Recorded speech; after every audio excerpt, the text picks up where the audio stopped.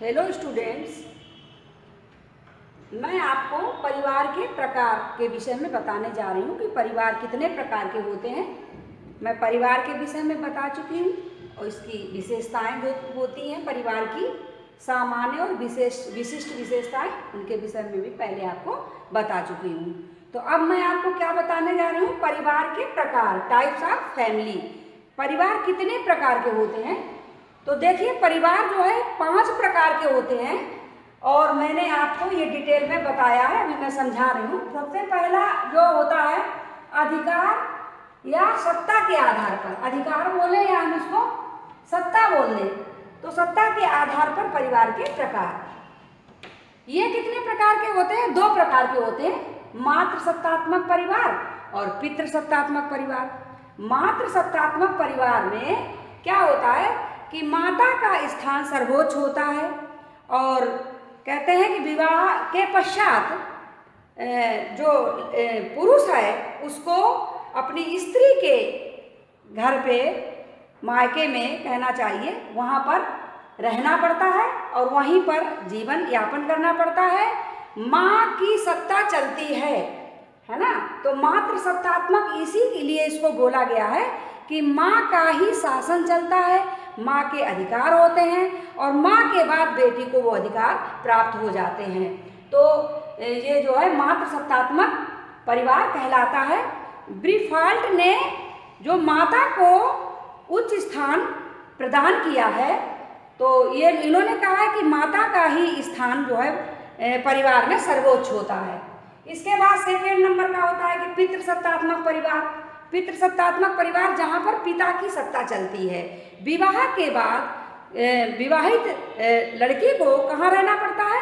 अपने पति के घर पर, उनके परिवार वालों के साथ जीवन यापन करना पड़ता है। तो ये कैसा परिवार कहलाता है?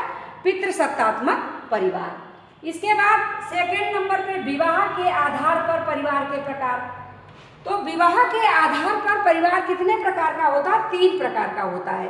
एक होता है एक विवाही परिवार, बहुपत्नी विवाही परिवार और बहुपति विवाही परिवार। एक विवाही परिवार जिसमें स्त्री और पुरुष विवाह करके, है ना, पति के साथ निवास करती है और उसमें क्या होता है कि पति जो है दूसरा विवाह बिल्कुल भी नहीं कर सकता है। तो ये जो कहलाता है कि एक विवाही परिवार। विवाह कब कर सकता है? या तो पत्नी उसकी मर जाए, है ना, तो ऐसी स्थिति में ही वो विवाह कर सकता है। इसके बाद बहुपत्नी विवाही परिवार। बहुपत्नी विवाही परिवार में क्या होता है?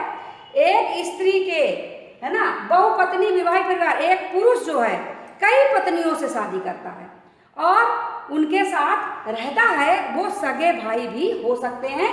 तो ऐसा जो परिवार होता है वो बहुपत्नी विवाही परिवार कहलाता है। इसके बाद थर्ड नंबर पे देखिए बहुपति विवाही परिवार, जिसमें एक पत्नी के बहुत से पति होते हैं, है ना, और उनके साथ सामंजस्य बिठाकर भाईचारे के साथ वो रहती है। तो ये कहलाता है बहुपति विवाही परिवार। अर्थात बहुत से, जिस स्त्री के बहुत से पति हों वो भी सगे भाई हो सकते हैं। इसमें सगी बहनें हो सकती हैं और उसमें सगे भाई हो सकते हैं। तो इसके बाद आता है आपका निवास स्थान के आधार पर परिवार के प्रकार। तो निवास स्थान के आधार पर परिवार को 4 भागों में बांटा गया है। सबसे पहला है मातृस्थानीय परिवार। मातृस्थानीय परिवार में भी जो मातृ सत्तात्मक परिवार में जो चीज़ें हमको दिखने को मिलती हैं वही मातृस्थानीय परिवार। आपको शब्दों से ही पता चल रहा होगा कि माँ के घर में रहकर, है ना, पुरुष को अपना परिवार चलाना पड़ता है। वहाँ पर माता की ही सत्ता चलती है और माता के बाद पुत्री को वो सत्ता प्राप्त हो जाती है। तो ऐसे जो परिवार हैं वो, उनके उदाहरण खासी, गारो, मालावार के नायरों में ऐसे परिवार हमको दिखने को मिलते हैं जो मातृस्थानीय परिवार होते हैं। इसके बाद है पितृस्थानीय परिवार। पितृस्थानीय परिवार मतलब पिता के घर में स्त्री, विवाहित स्त्री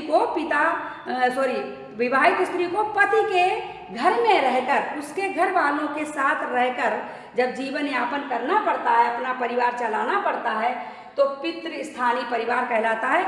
यहाँ पर पिता की सत्ता होती है, पिता को सर्वोच्च स्थान प्राप्त होता है परिवार में, और उसके अकॉर्डिंग ही सबको परिवार में चलना पड़ता है। और पिता के बाद अधिकार किसको मिलता है?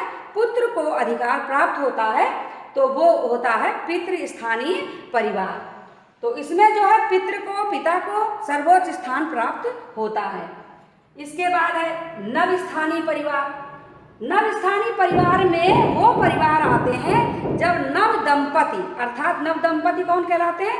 नव विवाहित जोड़े जब अपना, है ना, परिवार, अपना घर कहीं दूसरे स्थान पर, ना तो वो मतलब माता पिता के साथ रहते हैं, अर्थात वो अलग जाकर कहीं पर अपना परिवार बसाते हैं जाकर, और माता पिता से अलग रहकर, दूर रहकर जब अपना परिवार चलाते हैं या निवास करते हैं अपने परिवार के साथ, तो वो कैसा कहलाता है? नवस्थानीय परिवार। ये हमें पश्चिम में देखने को मिलते हैं, पश्चिमी सभ्यता में। इसके बाद मातुल स्थानीय परिवार। तो मातुल स्थानीय परिवार का मतलब होता है कि मामा के घर पे जब नव विवाहित स्त्री या पुरुष जो होते हैं, विवाहित स्त्री पुरुष पति पत्नी के रूप में अपने माँ बाप से अलग होकर, है ना, लड़का जो है क्या करता है? माँ बाप से अलग होकर, है ना, कहीं मामा के घर पे जाकर रहता है, तो वो कैसा कहलाता है? मातुल स्थानीय परिवार कहलाता है। ऐसे परिवार हमको कहाँ को देखने को मिलते हैं? मलेशिया की कुछ जनजातियां हैं जिनमें इसी प्रकार का प्रचलन है, और ऐसे वो अपने मामा के यहाँ पर ही अपने परिवार को रखकर जीवन यापन करते हैं। इसके बाद है वंश या नाम बलि के आधार पर परिवार के प्रकार। तो वंश या नाम बलि के आधार पर परिवार के प्रकार भी आपने देखा है कि दो प्रकार के होते हैं, मातृवंशी परिवार और पितृवंशी परिवार। इसमें क्या होता है कि मातृवंशी परिवार में माता के वंश में रहकर ही, है ना, मतलब परिवार चलाना पड़ता है, वहाँ रहकर। तो मातृवंशी मतलब माता के वंश से ही आगे वंश चलता है। माता के बाद इसमें भी लड़की को, माँ की लड़की को जो सारे अधिकार और सत्ता प्राप्त हो जाते हैं, फिर उसके बाद उसके अकॉर्डिंग जो है परिवार चलते हैं। तो ऐसे परिवारों में पुरुषों को वरीयता नहीं मिलती है और महिलाएं ही सर्वोपरि होती हैं, और महिलाओं के अकॉर्डिंग ही, उनके महिलाओं के हाथ में ही सारे अधिकार होते हैं, और पूरा परिवार महिलाओं के अनुसार ही चलता है। तो ऐसे परिवार जो है मातृवंशी परिवार की श्रेणी में आते हैं। इसके बाद पितृवंशी परिवार, जब स्त्री और पुरुष विवाहित होकर, है ना, कहाँ पुरुष के घर पे निवास करती है और वंश जो है पुरुष के वंश के अनुसार चलता है, तो पितृवंशी परिवार कहलाता है। यहाँ पर क्या होता है? यहाँ पर जितनी भी अधिकार हैं या सर्वोपरि पिता को माना जाता है, उसके अकॉर्डिंग ही पूरा परिवार जीवन यापन करता है, और सर्वोच्च जो स्थान जो है पिता को माना जाता है, तो वो जो है पितृवंशी परिवार कहलाता है। इसके बाद सदस्यों की संख्या और संरचना के आधार पर परिवार, ये पांचवें प्रकार का परिवार होता है। इसमें बताया गया सदस्यों की संख्या और संरचना के आधार पर परिवार। तो इसमें कौन से परिवार आते हैं? केंद्रीय या एकाकी परिवार, और द्वितीय प्रकार के परिवार होते हैं संयुक्त परिवार, ये भी दो प्रकार के होते हैं। तो केंद्रीय या एकाकी परिवार कौन से कहलाते हैं? जिसमें पति पत्नी और उसके बच्चे, है ना, जैसा कि आपको आजकल समाज में देखने में मिलता होगा कि जब जैसे अपने माता पिता उन सबको छोड़कर जब स्त्री और पुरुष पति पत्नी के रूप में अलग अपना जीवन यापन करते हैं, उनमें उनके बच्चे भी सम्मिलित होते हैं, तो वो एकाकी परिवार कहलाता है। और ऐसे परिवार, क्योंकि पहले तो क्या था कि संयुक्त परिवार के अनुसार लोग अपना जीवन यापन करते थे, उसी में अपनी मतलब सुख ढूंढते थे, और बहुत एक नहीं दो नहीं तीन तीन पीढ़ी के लोग एक एक साथ निवास करते थे। लेकिन अब ऐसा बिल्कुल भी बहुत कम दिखने को मिल रहा है। तो जो है ऐसे परिवार जो केंद्रीय या एकाकी परिवार कहलाते हैं, जब पति पत्नी और उसके बच्चे साथ में परिवार अपना रखकर चलाते हैं। इसके बाद है संयुक्त परिवार। तो संयुक्त परिवार के अंतर्गत वो परिवार आते हैं जिसमें पति पत्नी है ना, पति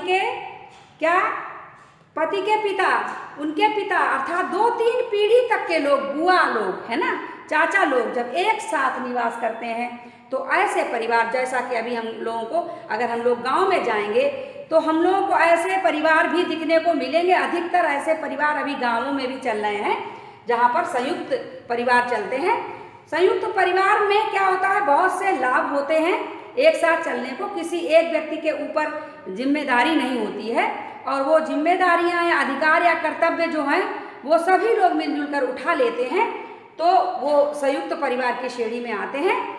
तो इसमें सदस्यों की संख्या बहुत अधिक होती है, इसलिए संयुक्त परिवार बोला गया है।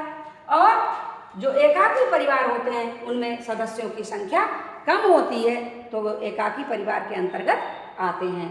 तो इस प्रकार से सदस्यों की संख्या और संरचना के आधार पर परिवार 2 प्रकार के होते हैं। तो इसमें जो मैंने इसलिए आपको समझाया है परिवार के प्रकार में कि जैसे भी आपसे पूछा जाए, आपसे कई प्रकार से क्वेश्चन आ सकते हैं। अधिकार के या सत्ता के आधार पर परिवार के प्रकार, विवाह के आधार पर परिवार के प्रकार कितने प्रकार के होते हैं, निवास स्थान के आधार पर परिवार के कितने प्रकार होते हैं, या वंश या नामबली के आधार पर परिवार कितने प्रकार का होता है। इसके बाद सदस्यों की संख्या और संरचना के आधार पर परिवार कितने प्रकार का होता है। तो जिस प्रकार का आपसे क्वेश्चन आपसे पूछा जाए उसी प्रकार से आप आंसर देंगे। तो यहीं से मैं अपना ये लेक्चर समाप्त करती हूँ और इसके बाद में नेक्स्ट लेक्चर में आपसे फिर मिलूंगी। Thank you.